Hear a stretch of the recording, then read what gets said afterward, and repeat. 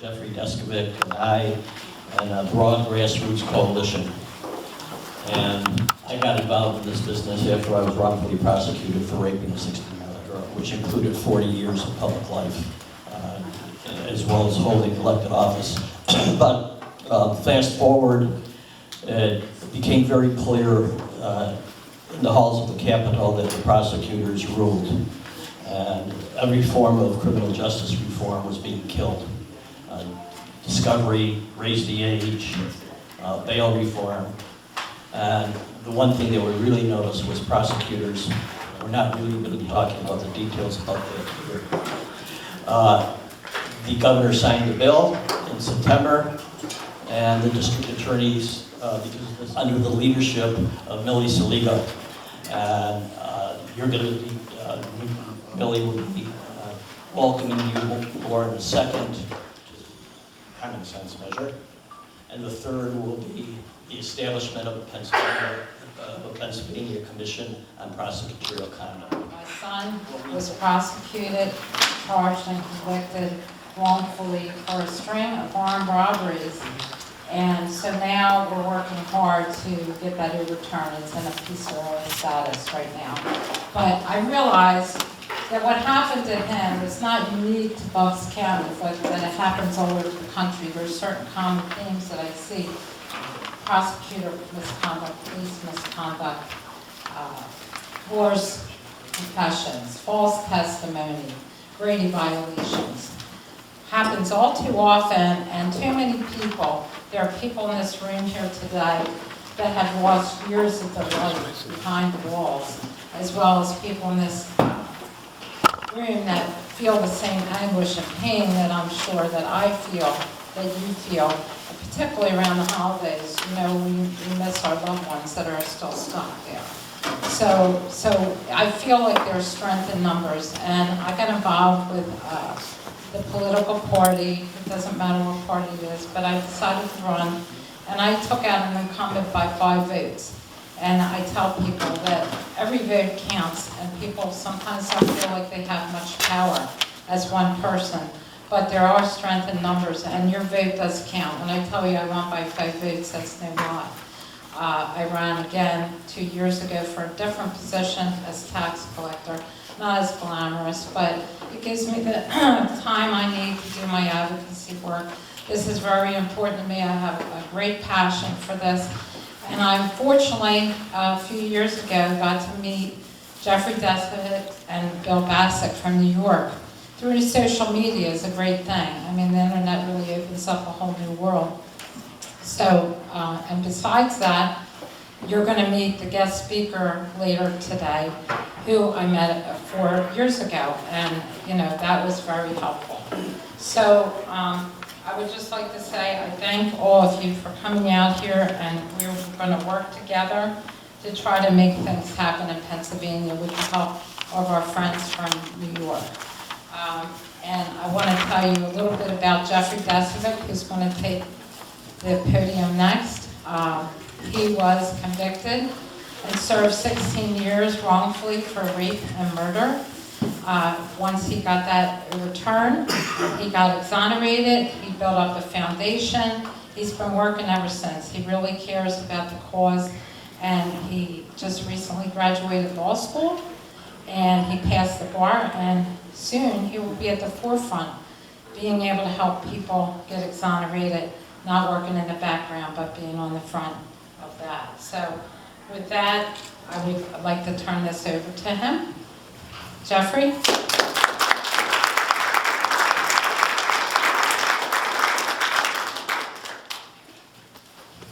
Good morning, everybody. Good morning. Wow, just so far. I've been home for 13 years, but I did 16. I was 16 years old when I got arrested. I got bailed out. I turned 17 by the time the trial started. I lost my wrongful conviction, which happened despite a pre-trial negative DNA test result, was caused in large part due to prosecutorial misconduct, but also other factors were a coerced false confession, fraud by the medical examiner, terrible public defender, I was given a 15 to life sentence because I had been charged as an adult. Ultimately, I lost 7 appeals. I got turned down for parole because I maintained my innocence rather than taking responsibility and expressing remorse. I was exonerated through further DNA testing via the DNA data bank, which not only reaffirmed my innocence, but it also identified the actual perpetrator, whose DNA was only in the data bank because left free while I was doing time for his crime. He killed the second victim 3.5 years later, who was a school teacher and mother of 2.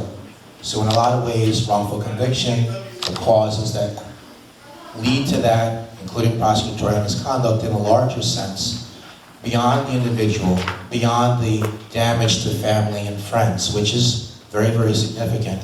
It's also a public safety issue in that larger sense because the actual criminals are remaining free to strike again.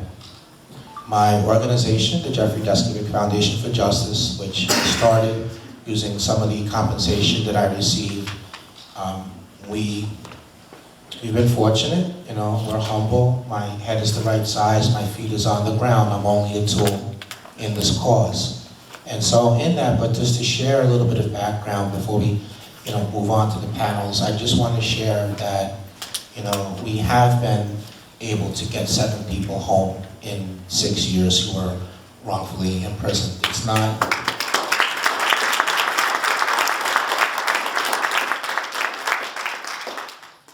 we have been able to pass legislation in New York pertaining to identification reform, videotaping interrogations, DNA data bank. I hooked up with Bill Bastic a few years after that, and the foundation joined Bill's coalition, and I became an advisory member, board member, and one of my roles in that capacity, in addition to trying to help bring media attention through my name and my case, has also been that I've been a liaison for the coalition group to the exonerated community because their voices are so critical, they're so important. And so that's been a large part of the role that I've had, and we were able to win in New York. We built the coalition. By the time we had the bill passed, it was like 125 organizations signed on to the letter urging the governor to sign the bill. We had many memos of support, we had resolutions. Our coalition is non-traditional, but that's what makes it effective. From exonerees to falsely people, a forgotten segment of population, people falsely accused but acquitted, all the criminal justice reform-minded organizations, whether they're interested primarily in wrongful conviction or not, bringing the tent very wide. Individual advocates have a home with us, non-traditional partners. We did teachers unions, we did labor, steam fitters, you name it, and people who, family members and friends of people alleged they are wrongfully imprisoned were welcomed with us, and everyday citizens who have a concern. So that's the strength of the coalition, and we intend to use that model of having large tent, having coalition, and demonstrating that we're statewide. We did that in New York, and we built political support in New York, and we're intending to share what we learned, the lessons along the way. We have a blueprint that worked there, and you know, with everybody here, you know, the group we already put together, and many more entities and individuals that we hope will come out of this summit and many more, we can replicate this in Pennsylvania. And I believe that, you know, we will be successful because not only is it a diverse group here, but in my calling individual exonerees, you know, they have responded, they have already made sacrifices and time and walked halls, and they're going to respond here, they're already here, and with that I'm going to get to the main part of my welcome. So I want to share, you know, as we all know, wrongful conviction is not rare, it's not a few bad apples as amongst prosecutors and police, it's a lot more than that.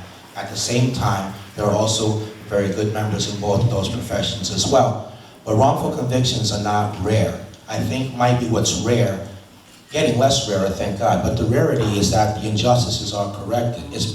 People are being exonerated at a much faster clip than before, but there's still many more people that are on the inside than are on the outside. So in order to illustrate the principle that wrongful conviction is not rare, and to recognize each and every survivor of that injustice that's with us this morning, Let me introduce the exonerees, and many of them will participate in the panel. Let me acknowledge the first person in Pennsylvania who ever used DNA testing in order to be exonerated, to fight to get the court to recognize that it was a valid science, to accept it as evidence. The man who did 10.5 years for rape, which he did not commit, is with us today. I think it's most fitting that he gets the first introduction. Vincent Moto is here. Please stand. Please stand, folks.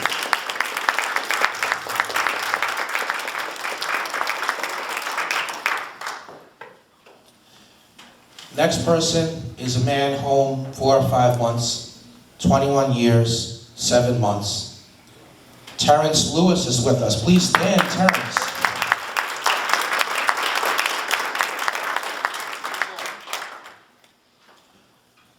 A man also, and Terrence was a Philadelphia case. So the next person I'll mention, also exonerated in Philadelphia, who did 17 years. Mark Whitaker is with us here.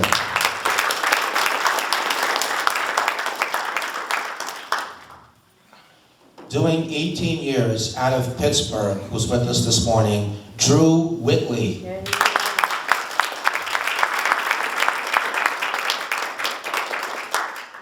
A man who did 25 years, who the prosecutors didn't think the DNA was enough to establish his innocence, but instead was forced to go back to trial where they tried to wrongfully convict him.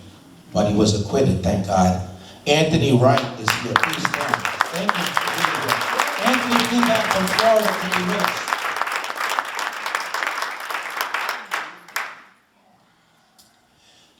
A man who did 14 years, Trent Roberts. Welcome, Trent. Please stand.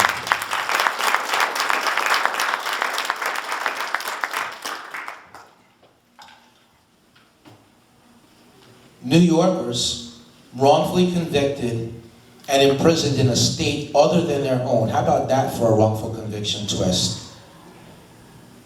Exculpatory material that was unearthed, hundreds of pages that had been withheld, the motive witness having a familial relationship with the lead detective's mother that had never been disclosed, the sole witness as an alternative suspect, never been disclosed. Forced to take nolo contender agreements in exchange for their freedom. Lorenzo Johnson is here, 22 years.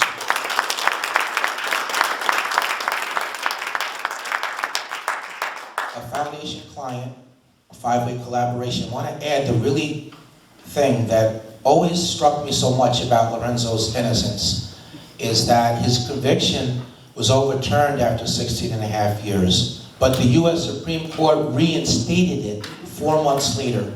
And he was forced to return back to prison, where I drove him to resume a life without parole sentence because he wanted to stay and clear his name. I dare say that only an innocent man would do that.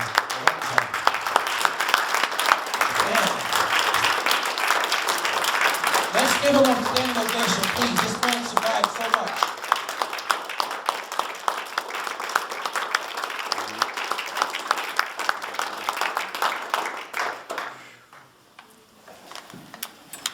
Right there with Lorenzo, his co-defendant, Corey Walker, who remained in prison 2 years after Lorenzo had been home. Lorenzo did 22, Corey did 24. Corey, please, same facts apply to him, except he never got out. He never got out.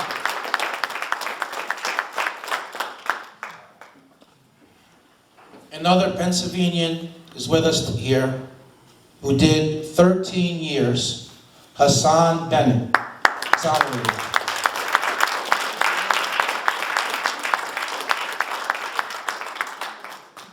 A New York resident who's relocated to Pennsylvania and therefore has his concerns about wrongful convictions happening here in his new home. A man who went to trial 5 times, was wrongfully convicted twice, 2 mistrials, and then forced to go to trial a 5th time, adamant that he would take nothing other than exoneration. He wouldn't yield to the authorities. Selwyn Days, 17.5 years from New York.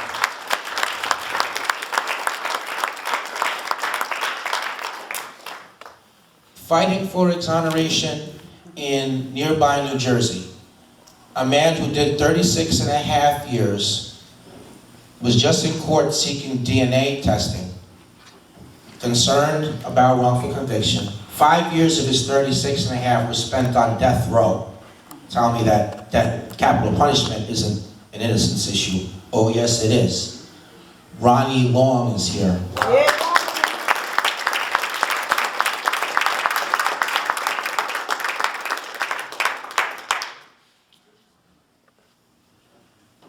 Working the camera in the back, taking some still shots, recording the event, another foundation client who came from New York specifically to help me with documenting all of this, who did 25 years, still fighting for exoneration, made it to the parole board 3 separate times, maintaining his innocence. They finally released him, acknowledging his innocence, still working in court. Divine Whitfield in the back, behind the camera.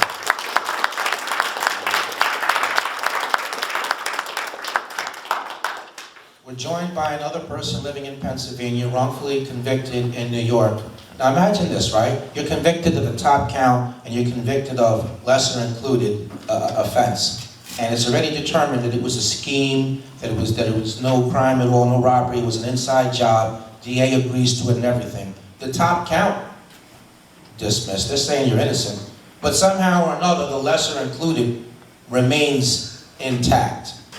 Isn't that kind of, am I the only one that thinks that there's something wrong with that? That the evidence and witnesses are not credible in the top count, but they're okay as to the underlying account. I can't be the only one that thinks that this is insane. But living in Pennsylvania, having a concern, fighting for exoneration still, Keontae Ricks is with us.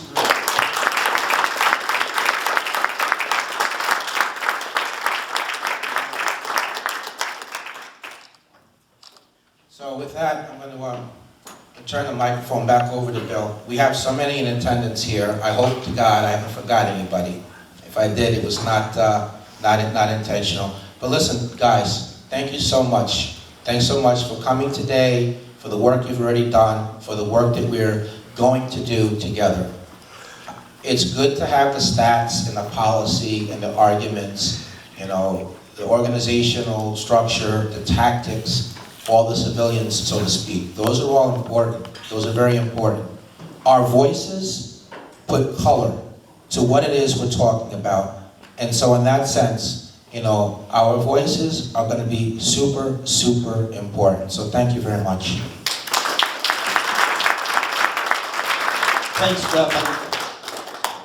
Just to give Jeff a breather, because he's going to be moderating the next panel and the first panel, if we could have our expungement panel come up. Is Brandon Flood here? Yes. Oh. And also, Mr. Whitley?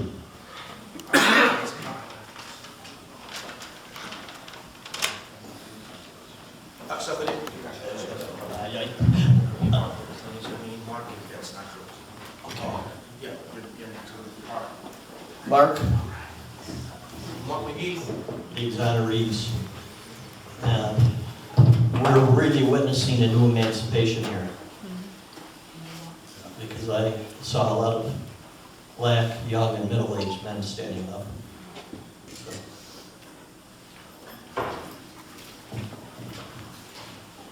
All right, welcome panelists, and again, welcome again a second time to everybody that's here. There's going to be a panel on expungement. So the two exonerees, they'll briefly tell their story, and then get right to the flesh and blood of what we're talking about as far as what it's like. Imagine for a second, you're exonerated in court, but you still have a record.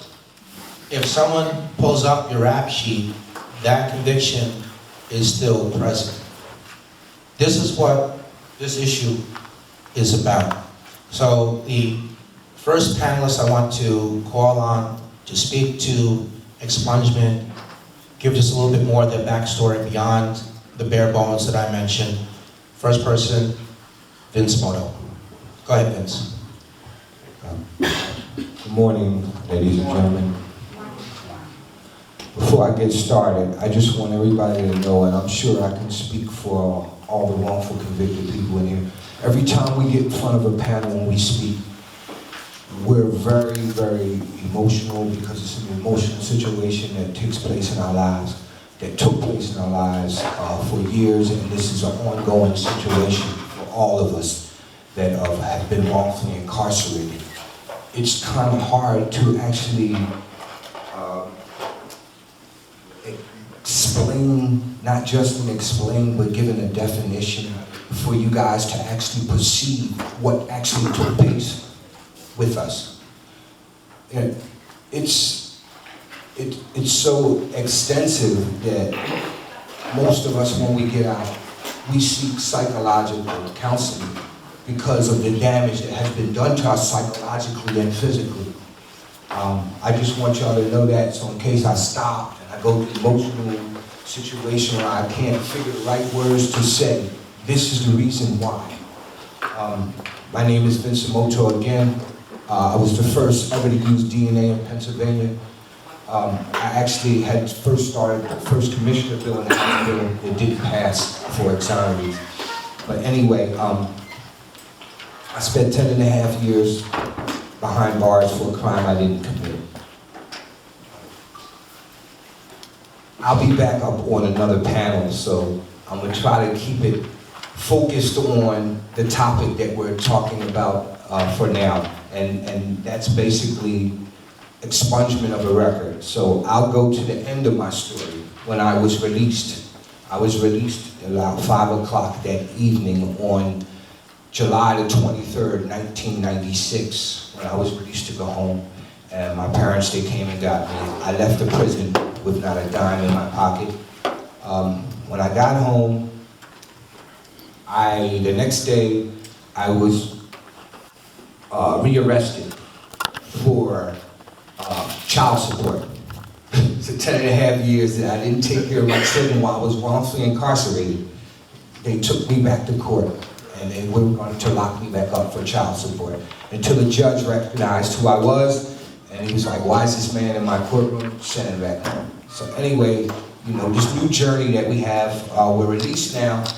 We have our freedom back, but we're still kind of in a cloud, still locked up, still put away, still trying to figure things out. So now we're in this world back into society because it's two worlds. It's a world behind bars, and then it's a world out here in society. So now we have to readjust ourselves. We have to get a job, we have to get employment, which is a job. We have to get housing, we have to get medical, things that the average person would do on a daily basis. So we come home, we have our record. 10.5 years, rape, robbery, conspiracy, indecent sexual intercourse, and a multiple load of different types of charges that are above us that are still on our record now.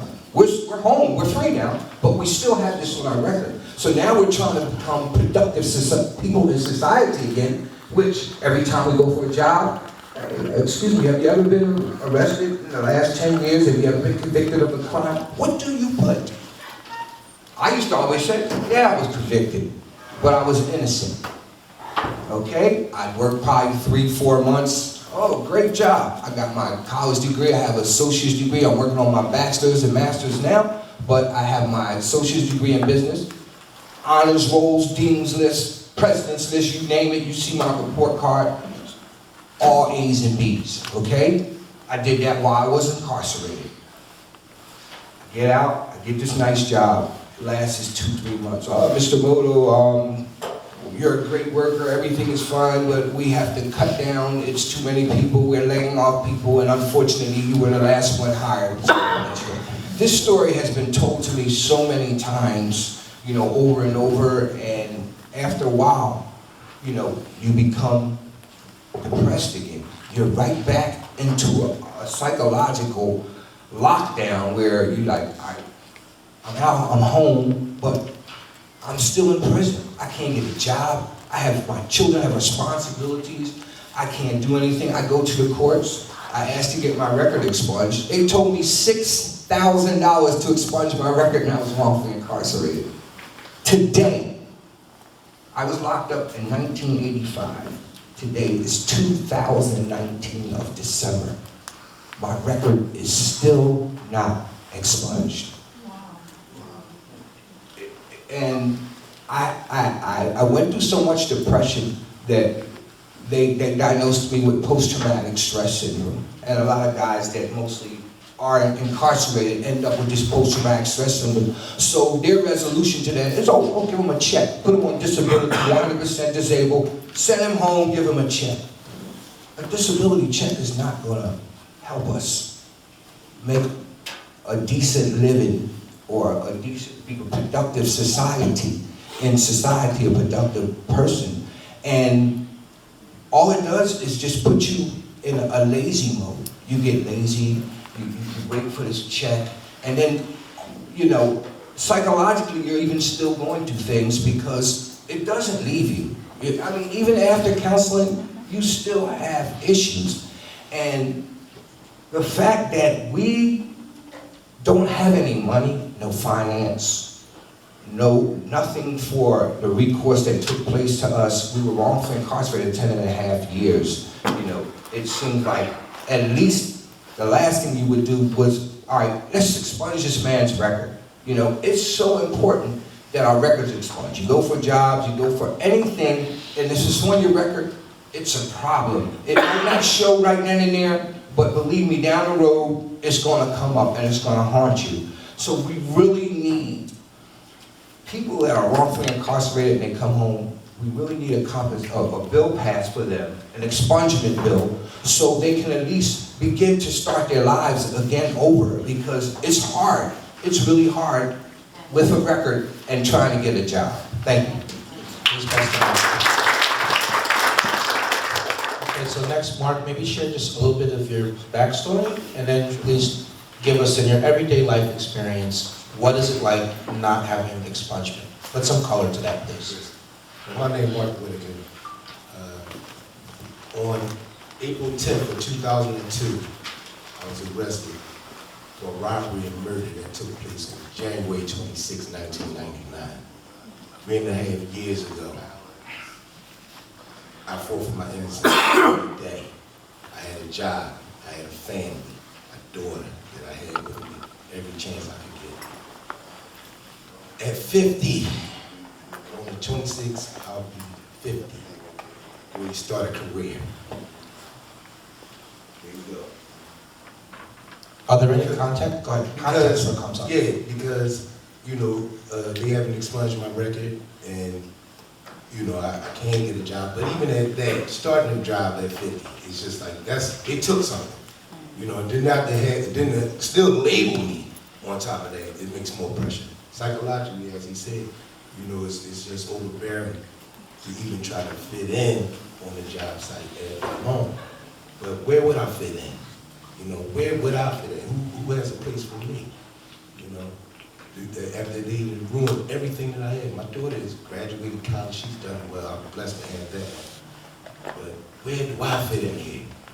You know, where's a place for me? I want to be there. You know, I don't want to, I hope you guys that been through it, you understand, you know, the things they do to you while you're in there, and to come out here to be free. I don't know if you get sometimes I'm free, but I feel like I got claustrophobia.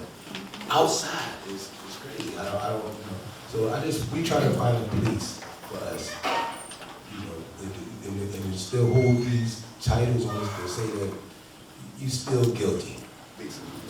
You mentioned the job site. Are there any other contexts in your life where not having expungement has happened to you, other than something work-related? Is there any other? I mean, that's enough in and of itself. I mean, that's enough in itself, but, you know, people look at you funny. You know, everybody don't, you know, they still look at you funny. Like, you know, you've been to jail? Huh, that's good. So at least the state can do is say, let's lift that off. Especially if you have a rape or a robbery. Who wants to hire somebody that has a rape on their record? You know, an employee with, oh, he touched me or he did something, they'll sue you, you know, so it really gets very overwhelming. I didn't mean to interfere, but I just was trying to compliment what he's trying to say, you know, and I feel his remorse and he felt mine, just like he's better. But the problem is we need we need our records expunged, point blank. It's mandatory. None of us can get good jobs. It's going to haunt us the rest of our lives if we don't get our records expunged, and we're all innocent here, else we would still be in prison, and it should be mandatory that they expunge our records. I want to just add before I go. I'm sorry. No, don't be. No, that's powerful that you. No, that's powerful. Don't be sorry at all. You added. Thank you. I just want to add another before we get to our next panelist. You know, it's very easy to see how having a record will come up in other contexts as well. You know, like for example, you know, a partner trying to get housing, right? You're not eligible, right? As a general thing, if you have a record, public housing. So it's easy how that could come up then. Absolutely. And would you also agree with me, either one of you, would you also agree with me that not having expungement is yet another thing to explain to extended family members why dad, uncle, nephew, cousin, why I still have a record even though I'm innocent? Is that reality? That is reality. And as far as housing goes, you know, of course, you gotta fill out an application. You know what I mean? Anything you gotta fill out. You take a picture, you You're trying to get don't a lie. One at a time. Just Vince, you're gonna say more. You don't wanna lie, you gotta tell the truth. So a lot of times when you already see that you wanna tell the truth and what it look like, it don't look too good, so you might not even fill that application out. You want anyone somewhere else? Where is it a place for us? Right. Okay, thank you guys. Don't leave.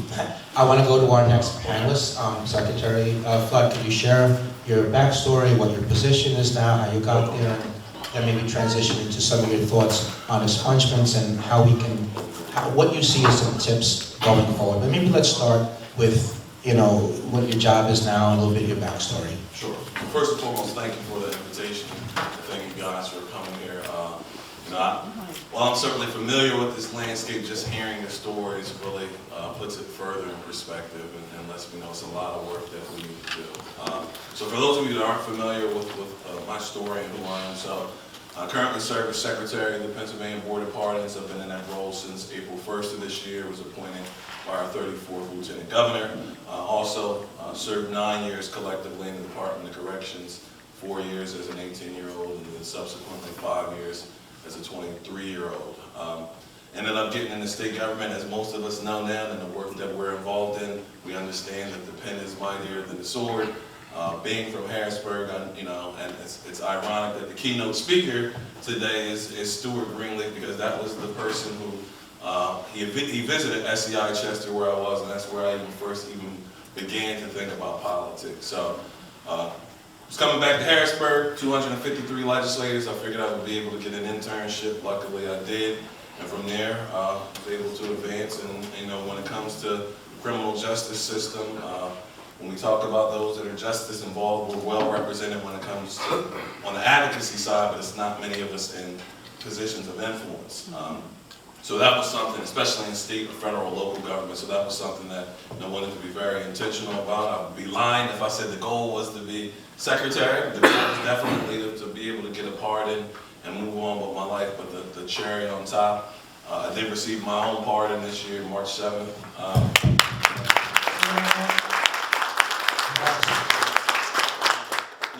That's great, you know, the cherry on top was being able to oversee the agency and be able to pay it forward. So I serve as the agency's chief administrator. I believe I hold the distinction of being Pennsylvania's first formally convicted felon to oversee a criminal justice agency. The lieutenant got $1,500. Now let's assume that I didn't have the intellectual wherewithal to file my own petition. To hire an attorney, and then $500, maybe $1,000. So $2,500 after I received what is billed as the Commonwealth's ultimate act of forgiveness and mercy. Now the way that pardons work though, and you have my mind on here, is once you get a pardon, technically you don't have to go through with the expungement piece. The only thing that getting your record expunged after you receive a pardon does is it removes it from the judicial portal. So you know how you can go right to the judicial portal in 5 seconds and pull someone up. That will still remain unless you get that record expunged. But what we do is when we issue a pardon or a pardon to someone, we transmit to the state police and the FBI that this person been pardoned. So if any inquiries are made, whether it's for housing or employment, the state police will report back that that person does not have a record. So one of the things I was thinking about as I'm sitting here It's obviously we want the legislature to act on this and be able to provide the relief that exonerees need in terms of having their records automatically expunged. But until which time, maybe we need to look at issuing a pardon, a fast track for a pardon, which will still provide the same relief until which time that the legislature is forced to act. So there's a number, as the saying goes, a number of ways to skin a cat. Currently in Pennsylvania, the only folks that are eligible for expungement either have to be 70 years or older and crime-free for 10 years. The most comical one is you have to be dead for 3 years. A lot of people, some people do that as a legacy, work for their family members, their deceased family members. You either have to go through ARD successfully, or you have to receive a pardon, or you have to be convicted of a summary offense that's 5 years or older. Anyone, if you don't fit in any of those categories, you're not eligible in Pennsylvania. So we're definitely pushing to change that landscape, especially for the automatic expungement. So I'll definitely be in attendance on Monday to make sure that the folks on the Judiciary Committee understand the importance and how this really improves. Not only improves the criminal justice system, but also improves the quality of life of folks that were wrongfully convicted. Sure, and certainly, if you need any of our help, the guys are only too willing. And just, some of the changes that are enacted nationally, not saying it's going to happen here, but it has happened, they tried to pass a bill that's going to impact from that date forward, but not help any from behind. And please, when you attend, please convey the importance that it's got to help everybody, Right. No matter how. I wouldn't care if it happened 50 years ago. Whenever the case is, a person's alive, that's really crucial. Right, so our General Assembly has a penchant for... Yusuf. Our first candidate is Yusuf. Yusuf's part of It Can Happen to You, Pennsylvania, a really important person. Well, it's a relatively simple question. Will it be cost-free, to get this bill that's, what you said is $440? So in the current version, yes. One of the other provisions, and I don't know if I'm supposed to disclose this or not, but why not? So one amendment that will be made to House Bill 440 is also, it's a revision to the Clean Slate Bill. So one provision of Clean Slate, you had to satisfy all fines and costs in order to be eligible. So the goal is to remove that requirement, and that will be one of the amendments that I'm told will be successfully adopted. But to my knowledge, the current version, there wouldn't be any cost borne by the petitioner. That's good. Okay. Can you amend the bill on Monday to say that the exonerees will be expunged also? Well, Can everyone just also, as a quick reminder, could you just please mention your name also? And if you're running an organization, please My share. name is Robert Mulgrew. I used to be a former traffic court judge in Philadelphia. I did 337 months in Fort Dix over an issue with the feds. But can you add that in on Monday, have somebody amend the bill by sitting there? yeah, so, they can, it may not be timely filed, but they can waive rules, and even if it's not amended in committee, they can do it on the floor. So literally, when I go back to my office, I will look at the language to see if it specifically includes exonerees. I know it says folks that received full acquittals, but I don't know how that's defined in the bill, so I will check on that, and if it isn't, that's going to be our task as a coalition to make sure that shit is included in the final version. Or even when it goes to the Senate? Absolutely. Okay, other questions? Anyone else have a question, comment, statement? Questions, comments? We have one in the front, I believe. We have two in the front over here. Chinchilla, we'll recognize you. Karen will come next. Right here. Doing double duty, helping us in court. Thank you. A woman of many talents. Hi, I'm Chinchilla Jonicia, former attorney on both sides of the fence. Right now, I am a reporter for TVN News in radio. Not a question, I basically have a comment to make based on listening to the exonerees all the time about expungement. And it seems to me that although they're out of prison, you guys are now the victim instead of the actual victim. You are now the victim, and it's really sad, and my heart goes out to all of you because you are now victimized. And, it's traumatizing you all. And my heart just goes out to you. So that's all I want to say is you're the victim now, and justice should be done. Thank you for your comment. Has anyone else had, so, Deborah? Thank you. My name is whether they're interested primarily in wrongful conviction or not, bringing the tent very wide. Individual advocates have a home with us, non-traditional partners. We did teachers unions, we did labor, steam fitters, you name it. But the US Supreme Court reinstated it 4 months later, and he was forced to return back to prison. Correction. A lot of people would love to serve in that role, but a lot of people don't feel comfortable that they are knowledgeable and don't want to walk folks down the wrong road. So we're trying to simplify that process, much like the Geico commercial. So easy, capable to do it, so you can have representation outside, capable representation outside of the Department of This Corrections. is piggyback. What happened to the brothers and sisters that's there that's not mentally capable of filing their own paperwork? And someone from their files their paperwork, who hands the for them?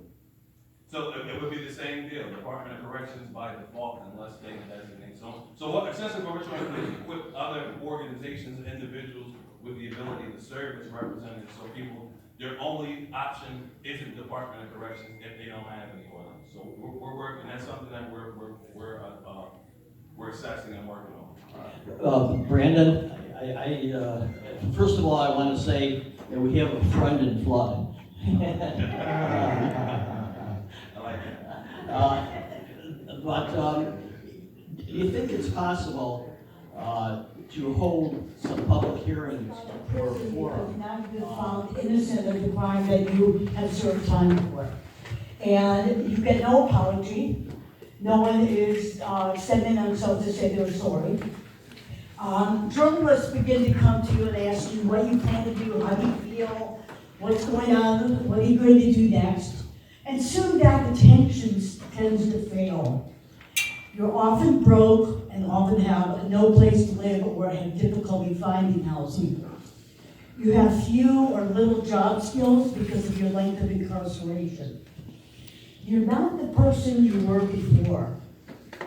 Very hard for people outside to understand that not just has your soul been affected, but your psyche as well.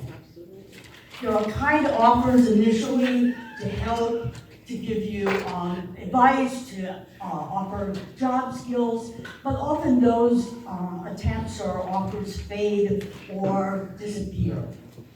You don't know how to get your basic needs met, such as medical care, health care, resources for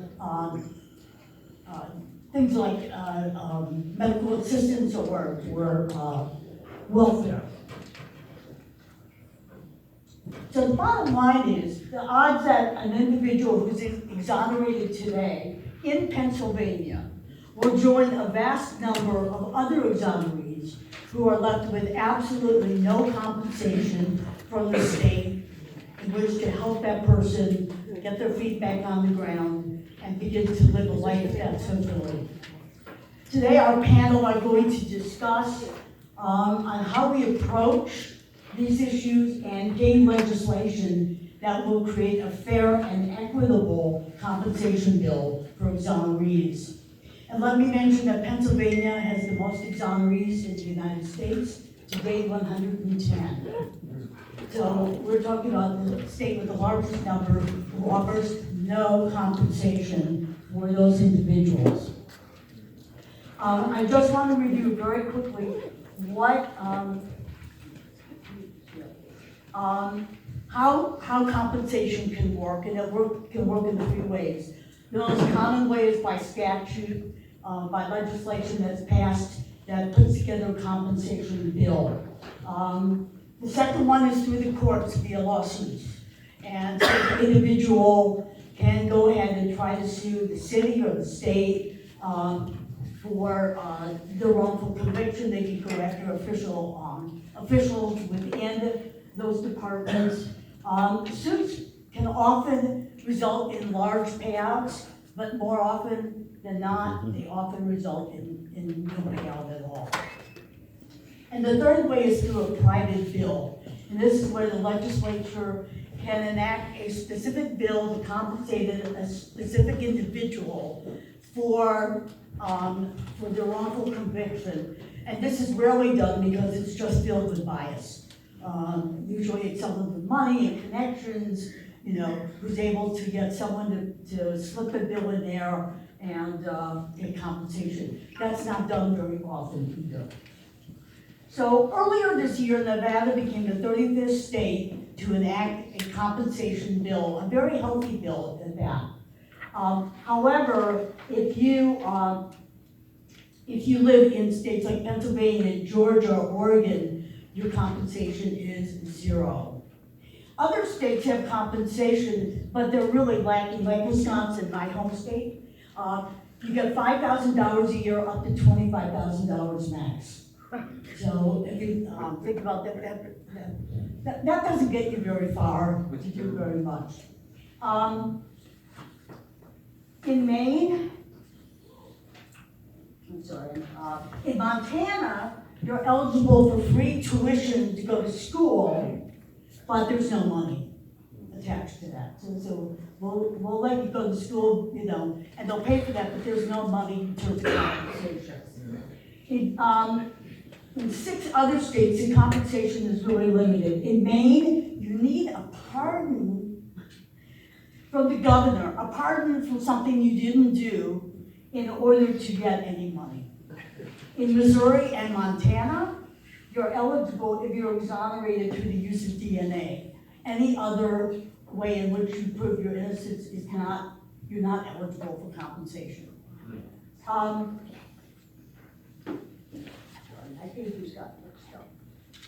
It's okay. Thank you.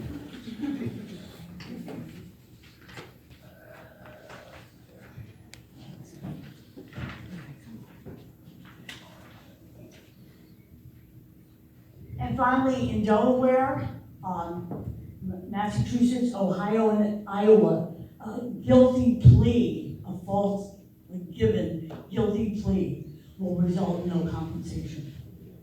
So if you gave, for whatever reason, you pleaded guilty and later on were exonerated, you still will not get compensation in those states. There are states that do calculated rates of compensation, such as Connecticut and Illinois. The wonderful state is Colorado, because Colorado will not, Ronnie would like this. Colorado gives you a compensation for death row years of $70,000 a year, and the rest of the year is $50,000 a year. So that's the only state that I could find that does that. And New York is the only state that doesn't have a preset max cap on the award. So every other state has a max. Some states offer attorney's fees that it will cost the exoneree or the family to try and fight for compensation, which I also thought was interesting. There's about 5 or 6 states that do that.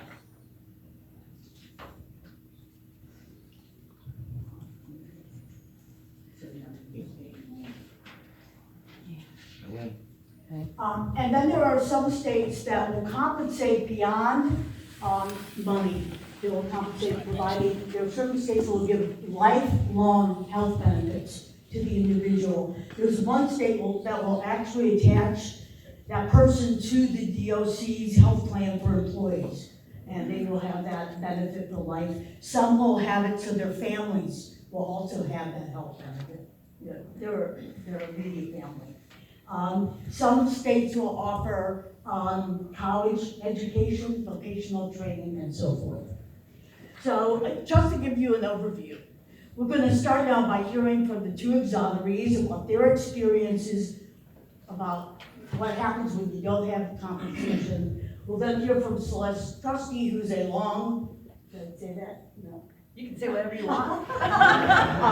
Celeste has worked for many years in the area of criminal justice and specifically with people who are incarcerated for false reasons. And finally, Daniel Coleman, who joins us from the office of Democratic Whip Jordan Harris, and he's going to be talking about some legislative initiative. So, we'll start with you. Okay, do I start with you? All right, we're gonna have a song that my children wrote. for a documentary called After Innocence. I arranged and produced it and did the music, but they wrote the lyrics to this song. Okay, I spent 10.5 years behind bars, as you guys know, and at that time, my children were very, very young.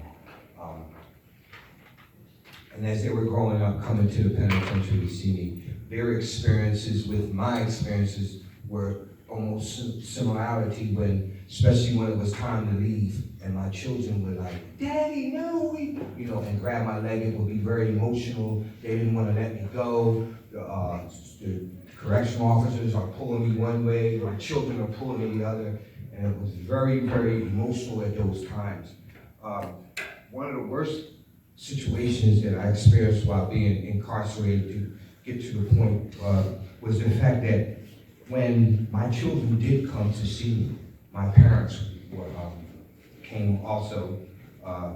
Bless my father, he's passed now. And I would have to give this image that I was almost like a child myself in a way.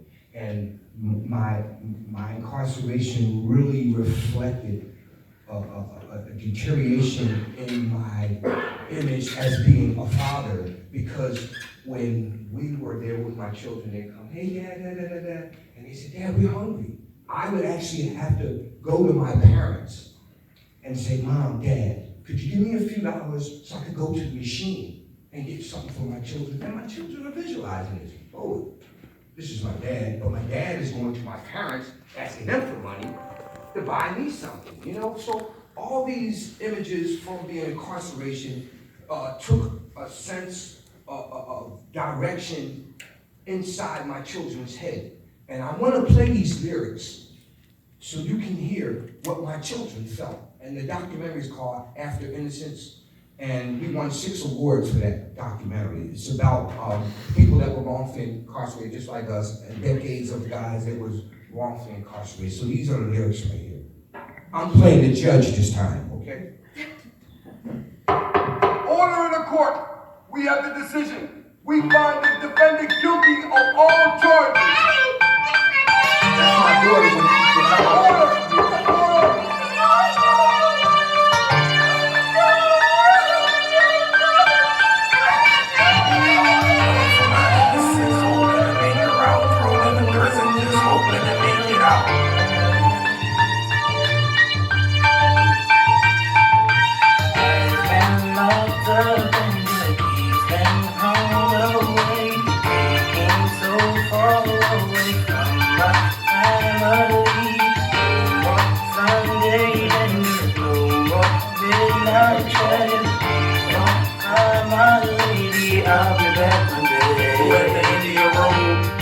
Getting shackled in cuffs is nothing to get you stuffed in the back of a truck. Now to you, this some new shit. Cause you looking at time from the state, you ain't even do shit. You getting sentenced for rape, is on some cool shit. They end up ending you cases from a few chicks. Really can't afford to fall. But whatever you say you do, get you accused in a court of law. Prison life is so vivid and trite. Restricted to the distance from your kids and your wife. Can't slip when you driven to fight. And you stressing, cause you hoping they visit a right. The days long and the time's hard. Been an innocent man stuck in a cage with probably your mind scarred. You face it and you try hard, but you ain't gotta serve a drink to be behind bars. I've been locked up and the keys been thrown away, taken so far away from my family. No more Sunday dinners, no more midnight chats. Please don't cry, my lady, I'll be back one day. There's some cruel shit to face. Prison to living gates. People from a different race, lifting weights and getting raped. Prisoners from different states. So you got no choice but to keep your mind focused and get in shape. Criminals here and they watching you close. Plotting enough of a brawl to chop in your throat. Can't wait to shuffle the cars and cop them with smoke.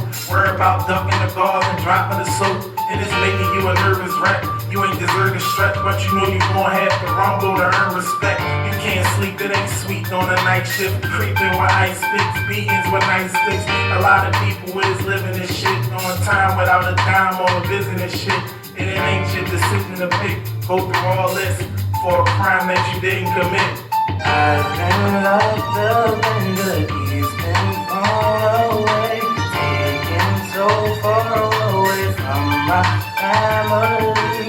No more Sunday dinners, no more midnight chairs. Please don't cry, my lady, I'll be back one day. You spend a long time stuck in the bank until you come home and realize it ain't nothing the same. It's hard getting work, so you scuffle for change. You forgot how to travel on the bus and the train. Prison life still stuck in your brain, and nothing's in order to explain to your son or your daughter how you managed to take a fall and why you break the law. If you innocent, then why did it take so long? Just making it was hard as shit, being patient, stress, waiting for them bars to lift. Now it's back to the street, starting from scratch to get back on your feet and on track with the beats. And you don't feel a love and I'm missing a father, cause mommy got him used to a different provider. It's a whole lot to take in, cause you ain't gotta be guilty for you to do time in a state pen. I've been locked up and the keys been thrown away, taken so far away from my family. No more Sunday dinners, no more midnight chairs. Please don't cry, my lady, I'll be back one day. Know that I'm innocent, hoping to make it out. Thrown in a prison, just hoping to make it out. Out of my pages, living schemes and breaking out. The face it, make it clean and read it out.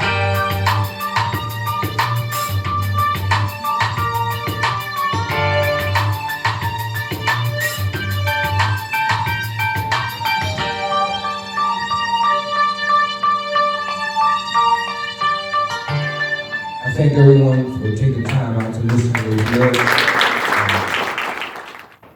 I got a book on the shelf called Victim of the System. John Fetterman is a good friend of mine. He threw my book signing at his house. But it's no royalties, because it's in Pennsylvania, you know. But ain't no way. I'm gonna give you $750 a month. My rent is $500. I gotta pay food, clothes. Thank God I'm getting help from good friends of mine that's looking out here and there. But you know, it's how, I mean, I hate going to my friends and saying I need this and need that. And most of them, they don't even say nothing. They say, here, Drew, here. What you want you to ask? I said, man, look here, you give me stuff. I can't keep on taking this man without. I can't even look in your face. I can't give you nothing, man. Because I'm the man. I don't want nobody giving me nothing, man. What do I get it myself? And I just think, look here, I went to jail. I heard about God if I went, but I believe him now. Because it wasn't for God. Ain't no telling what I might do. Or getting compensated for getting back. Yes. And I ain't even tough like that. Right. But I just wanted to just make a long story short. I heard God, but I knew him.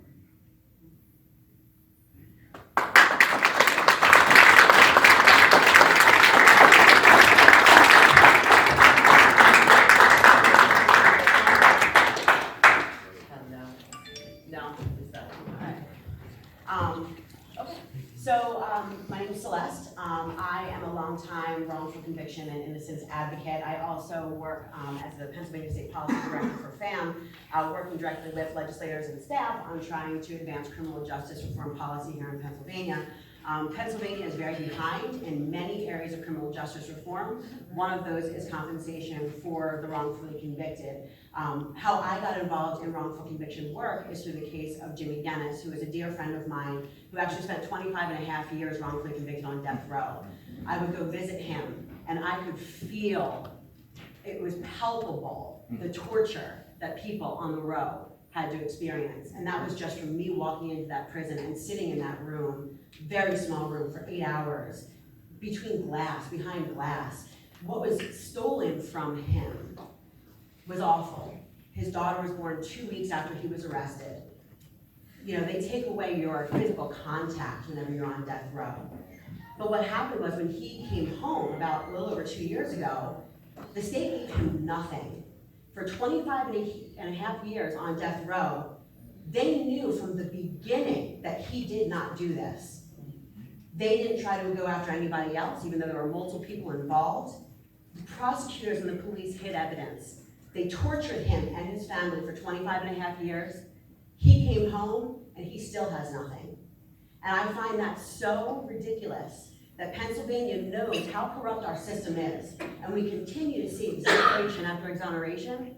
But the best thing that happens to people who are exonerated is maybe, if they have a good district attorney, they will maybe say, we're sorry that this happened to you, but that's all we can do.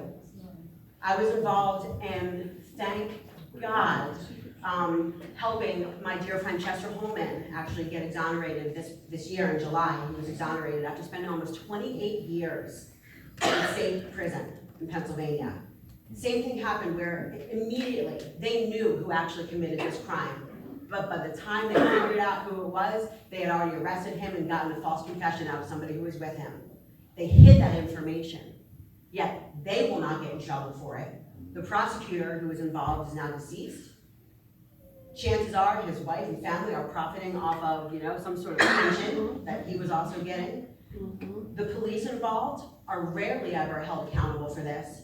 Yet these people and their families have been bankrupted by the system, and there is nothing that Pennsylvania does to help. My friend Chester, who has now been home for about 2.5, 3 months now, they had to do a GoFundMe for him so that the public had to raise money so he could simply afford to eat.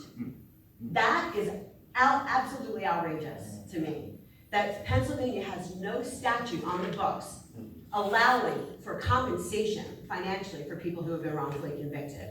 I think this is the best way to go about it. These broad coalitions of folks, I know Jeff was talking about in New York, having coalitions of, you have union members who you might not think that this impacts them, but this impacts everybody. Our tax money went to incarcerate so many people in this room who did not do a thing. Other lives have been taken by the real perpetrators. That is tax money. These are families who are being ripped apart by the fact that we are not doing the right thing. So this is the best way to go about it, making these coalitions and making sure that you're putting pressure on lawmakers. This should not be a tough ask. This should be an easy lift for lawmakers. People in this room, people who are still incarcerated in Pennsylvania, I know many of them who are still fighting this uphill battle. Once you are convicted, it is almost impossible to get out. That is ridiculous, and we need to do something to at least help financially compensate those people who have gone through this. We can't give those years back. We can never repair the damage that our state has done to these families. The least we can do is provide financial compensation so they don't have to struggle any further. They don't have to worry about where their next meal is coming from or where they're going to stay. They shouldn't have to worry about anything, nor should their families. And so I'm so proud of this. I was at that first meeting up in New York last year, and to see how this has evolved and become such a large coalition, I am so proud. So proud. So keep it up. This is absolutely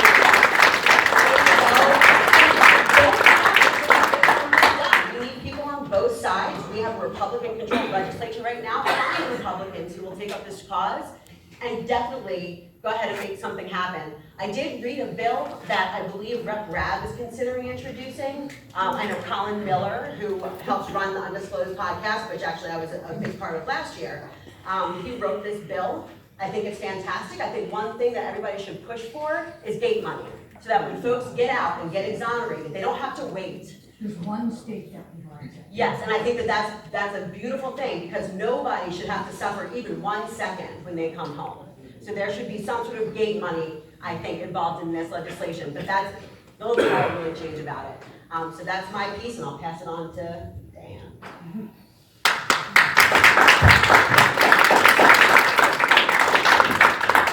First, I'd like to say thank you for inviting me. It's a privilege to be here and to have opportunity to talk to all of you.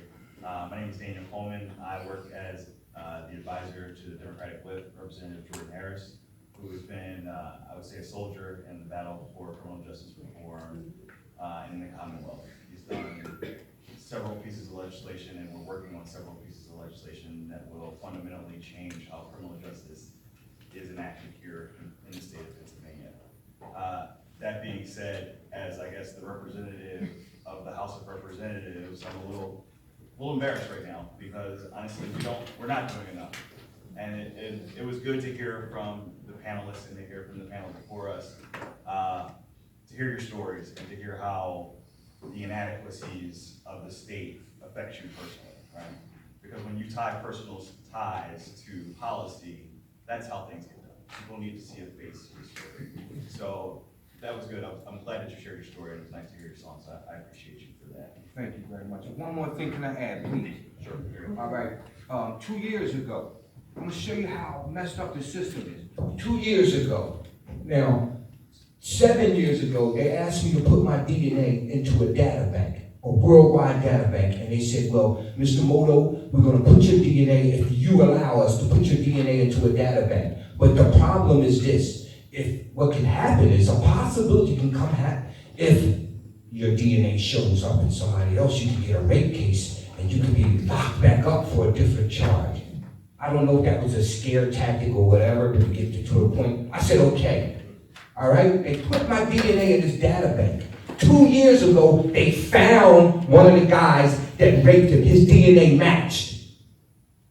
The police department didn't turn the evidence over to the district attorney till after the statute of limitation ran out. Then they said to me, oh, we got good news for you and we got bad news for you. I said, what's the good news first? They said the good news is, oh, we got the guy. The DNA match is perfect. This guy, blah, blah, blah. And I said, what's the bad news? Oh, well, they didn't give it to us till the last moment. So there's nothing we can do about it. Then they said this guy lived 4 blocks from me and he had a conspirator, which was, in my case, it was supposed to be 2 people. This other guy, they said, oh, we're gonna go try to get his DNA done. But as soon as we get the DNA and find out if it's a match, then we'll have both people. You don't have to worry about nothing. We're gonna get the other guy too, all right? A year that just went past again. I've been calling him and I called and I said, what's up with the other guy? Did you ever get a arrested warrant for him? Oh, we found out his DNA was in the data bank already. It's been in there. Oh, it wasn't a match. That's ridiculous. You had the guy that committed this crime and you let him walk? What kind of judicial system is that? That's right.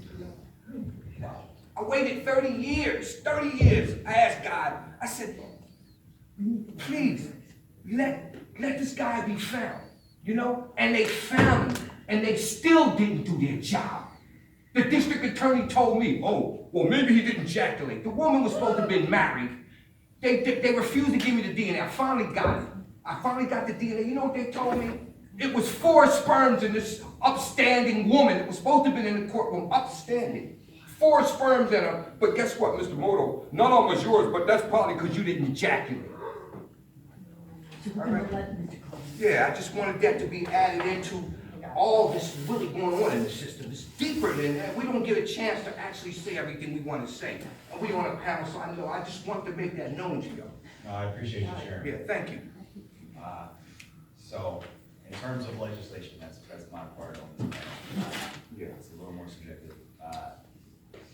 What are some reasons that I feel that legislation needs to be passed in order to do this? Obviously, you hear the passion and the way that this affects everyone's life. That is a very important reason, right? That when you get out of prison and you aren't afforded monetary enough money to live, that's an issue. That's a problem, right? It's an added harm on top of the already loss of your years of your time. Time is a commodity that we can't get back. So it's just like it's a commodity, in my opinion, and I believe my boss shares this opinion, you should be recuperated for the time that you lost. First, also, it adds accountability to the state. If we're not dealing with consequences for the harms that we're causing on these individuals, without consequences, you continue in the same actions, right? You go down the same road. There is no repercussions to the bad actions that you're taking. So that's another one. the acceptance of the constitutional violations. We are all entitled to life, liberty, and the pursuit of happiness. If you lose your liberty, that's in the Constitution, that's in the US Constitution, that's in the PA Constitution. These are rights that we are all entitled to as human beings and as Americans. So by not recouping the cost, we're just ignoring the deterioration of that right. And some of the arguments that people make against the compensation are, well, you know, this could possibly bankrupt the state. It's the cost. It's the cost argument. That's kind of. I should have started off with this. The best thing that, and this is going to be political as hell. I don't care. The best thing that we can do to help make change is to take back the majority in the House and the Senate. Okay. And that's coming from the heart. That's just the truth of the matter. So whatever you can to help facilitate that, that's what we need to do. Okay. Because Democrats, and I know Frank Flood and earlier Secretary Flood referred to Democrats as name only. But I would say the vast majority of our party is in favor of these types of reforms, right? We understand the problem, we see it, and we would like to make the change. It's just right now, in the way that the legislature is compromised, some things are difficult. That being said, however, there is room for change, all right? And we are looking at ways to make change, even with the current makeup of the legislature, right? It's just going to be incremental. That is the reality of the situation. Every step forward is a step forward, right? So, for my office, I heard that Chris Rabb is looking at some legislation. Senator Greenleaf, who will be the keynote speaker here, has a Senate bill, I think it's 1274 from a few years back, which was ahead of the game a little bit, if you think about it. He's passionate about it, and he wanted to make changes. From our standpoint, from our office, we look at it as incremental change. What can we possibly get done? And we look at it this way. You are a victim. You are a victim of malpractice and malfeasance by the state, okay? So from my perspective, we compensate crime victims all the time. That's not unusual. And that doesn't bankrupt the state. They're fine doing that. That happens across the universe of criminal justice. So if we look at it as dividing it into categories. If you are a victim from, as the gentleman Mr. Moto just talked about, Friday in the session. And the session came around, the bill was moved out of Senate Finance. They managed to keep it held within rules. But bear in mind, that fall in September, the president of the Senate, John Flanagan, a Republican, and Senator DeFrancisco sent a letter to the DA's Association.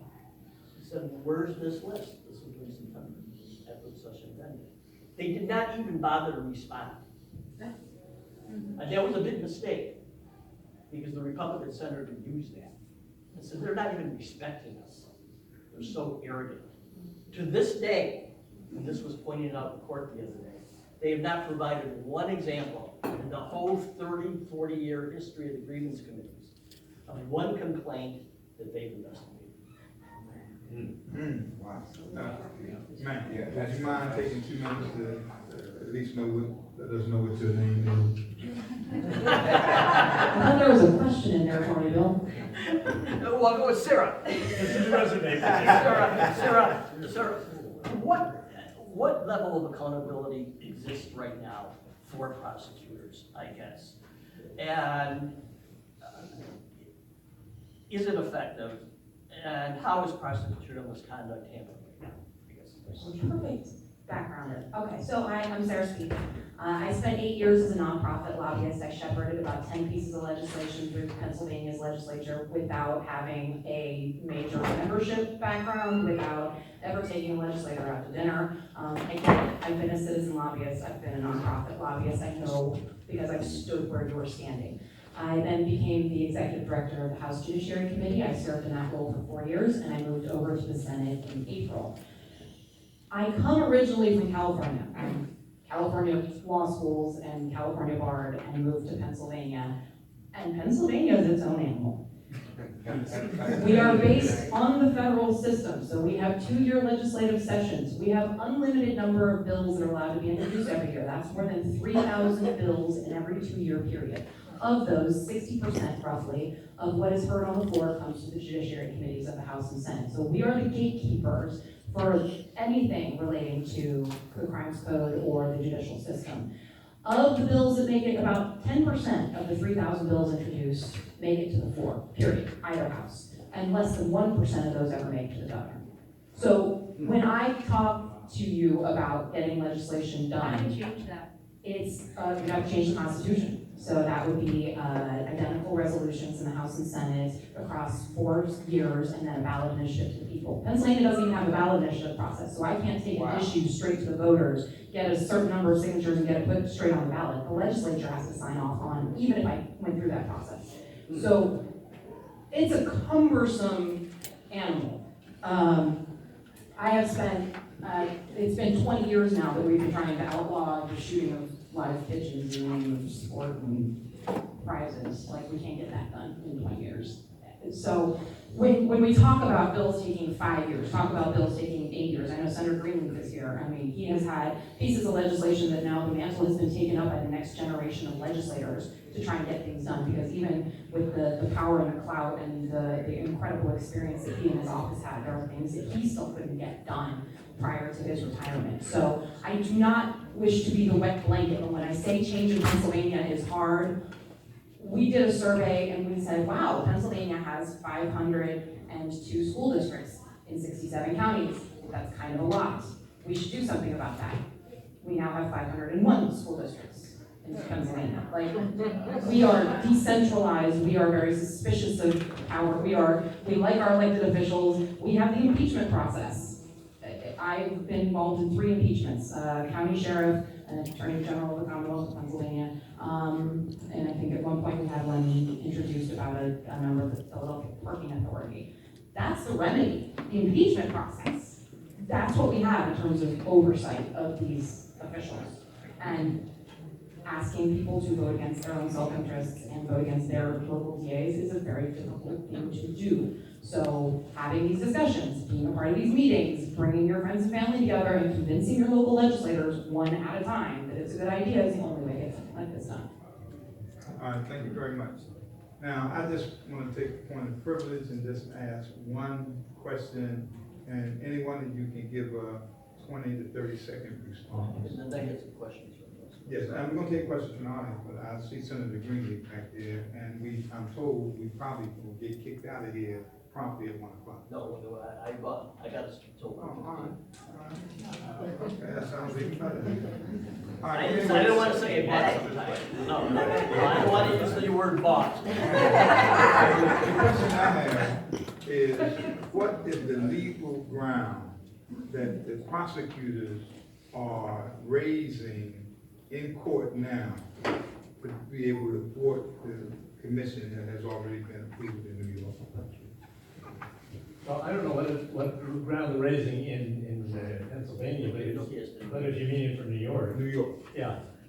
They're saying, raising a group of constitutional issues. They're saying that the Constitution provides for district attorneys, and that you cannot create a commission that would oversee their power, because that's not in the commission. So it's a lot of constitutional arguments about the sacrosanctness of the role of the district attorney, and how any force that impinges upon it must therefore take away from their discretion, and prosecutorial discretion is the very lifeblood of what the prosecutor's office is all about.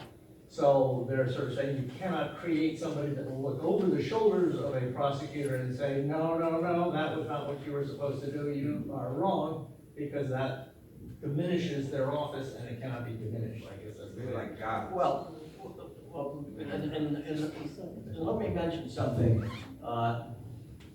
One of the arguments that they're still attempting to use in court, even though it's been addressed in the legislation, one of the arguments they try to use to prevent the establishment of a commission, which I imagine the DAs here will use as well, is that the commission will interfere with existing investigations and criminal proceedings, and that the defense and the defendant will file a complaint with the commission to slow down or to impede that process.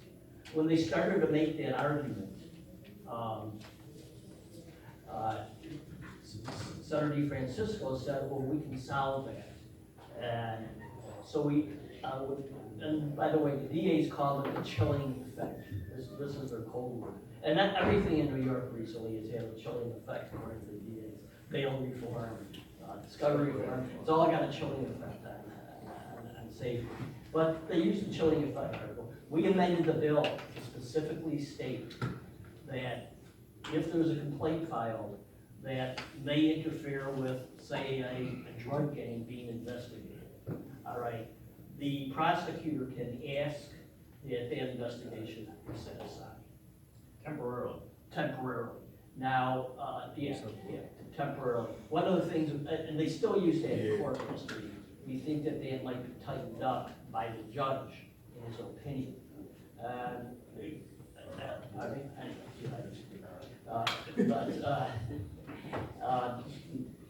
But they will find different arguments, and every time you solve one of those arguments or respond to it, we'll come up with a new argument. All right, so this is their worst nightmare, folks, and that tells you something, right? If they're not doing anything wrong, right? Why should they have it here? Now, we'd like to take questions from the audience. If you have any questions, just raise your hand, I'll bring you the mic. Or if I ask the same question. He was first.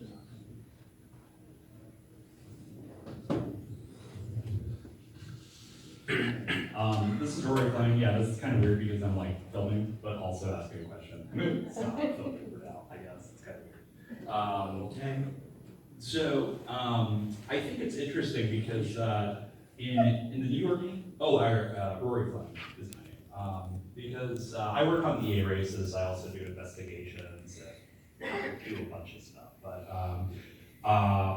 New York doesn't have a single reform DA, in my opinion, whereas maybe in Pennsylvania, I don't think that, I'm this is kind of controversial. I don't think Manhattan DA Sidance or Brooklyn DA Gonzalez are actually good. I think they're bad in a lot of ways.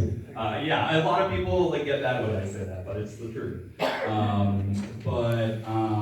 But in Pennsylvania we have Krasner, and we also have Jack Stolzheimer and Delco now. And I wonder if it could be an interesting potential strategy to try to get them to basically get on board with hey, I'm cool with you having a commission to limit my power a little bit.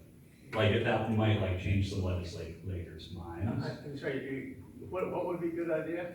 Well, so say if, so generally when it comes to these sorts of bills, the DA Association will come en masse. Every single DA will say, this is a horrible idea, I don't want this. But I think that, especially with Philadelphia, because of the type of coalition that helped Krasner get elected, Krasner might turn around and be I'm cool with that commission existing. And then even the new Democrat DA in Delaware County, Jack Stolzheimer, who I worked for on his campaign, I think that he would potentially be open to it too. And so we have arguably two good DAs.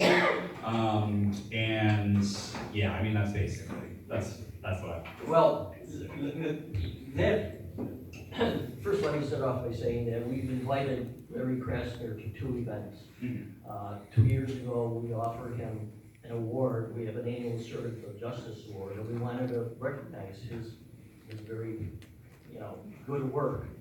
Okay, and we invited him to be the keynote at this event.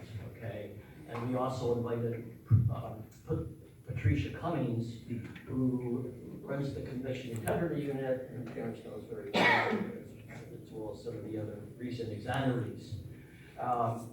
They could not show, but I think if Larry started to hear more from folks in Philadelphia itself, and started to receive some letters, once we have a bill in place, by the way, and once we have an actual bill number to put before Larry Krasner and say, where you stand on this, you're gonna break away from the patent. Right. Because that's what it comes to. Yeah. Are they gonna break away from that? Right. Can I just say something? I love Larry Krasner, I think he's great, he's been a breath of fresh air, but I think we make a mistake if we try to put everything on him. We sort of say, you know, you're there, no more problem, you know? That's not it, we have to create a movement. We have to create a movement in New York. If Krasner comes and talks in New York, it's still, we've got to create a movement. And of accountability for prosecutors. New York has one of the most dysfunctional, weird criminal justice systems in the nation. It's worse than Philadelphia. Yeah. It is, we have 4,000 judges, and we have, of those 4,000 judges, 2/3 are not lawyers. So, in those courts, every one of those courts has a part-time district attorney up in the mountains, out in chicken coops, up in barnyards, up in upstate New York. Yeah. And that's where most of the cases, over 50% of the cases are resolved. Right. I mean, we're talking about a system so decentralized that it's almost incomprehensible. Yeah. So you think, Your Majesty. That's what it is, friends and family. I'm hearing that Pennsylvania is much better, so. Hi, my name is Miriam Mavis. I'm the director of the Pennsylvania Freedom March for the Wrongfully Convicted. My question is, we have that report on the advisory committee that I gave to you, Bill. Why can we not go back, that's from 2011, why can we not go back to those people that were on that committee and say, look, it's been 8 damn years, what have you resolved? It's nice that we got this 600-page report on what should be done, but what, why did it stop there? And who do we go to find out why did it stop there, and why didn't they continue on with the reform? Oh, I think so. I have 4 reports on my desk right now that I haven't read yet. Reports are a great way for legislators who don't have the clout to actually get legislation done, to do something to look at the issue. So it takes one member of, remember you have 50 senators, you have 203 House members. One of them can offer a resolution that creates a task force or establishes a report or asks the Legislative Budget and Finance Committee or the Commission on Sentencing to look into criminal justice reform. They issue the report and